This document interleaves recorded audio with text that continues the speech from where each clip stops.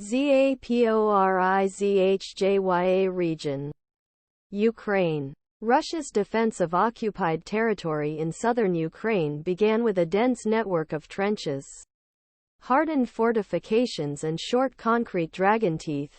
Months before Ukraine's counteroffensive, the skies over the Zaporozhye region became another threat for Ukraine to overcome. Right Russian forces overwhelmed Ukrainian troops with attack aircraft-guided soldiers and analysts say this is part of an evolving strategy to exploit Ukraine's shortcomings, including limited air defense systems having far fewer fighter jets than Moscow.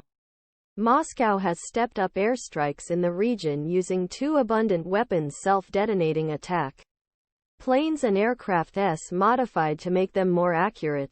Together, they create a constant explosive drumbeat in combat.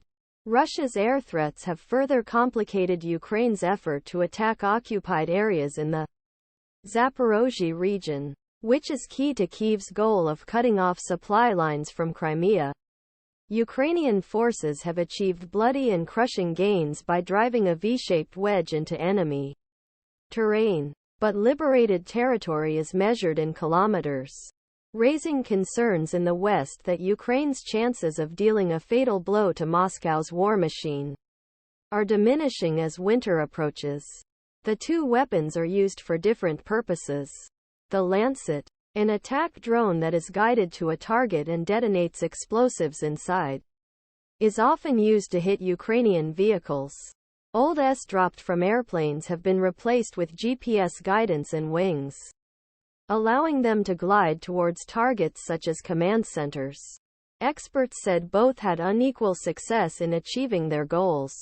Airplane are particularly frustrating, said Oleksiy Melnik, a military expert at the Razumkov Center, a Kyiv-based think tank. Their old, heavy iron construction makes them difficult to intercept, as air defense missiles are designed to hit thinner targets.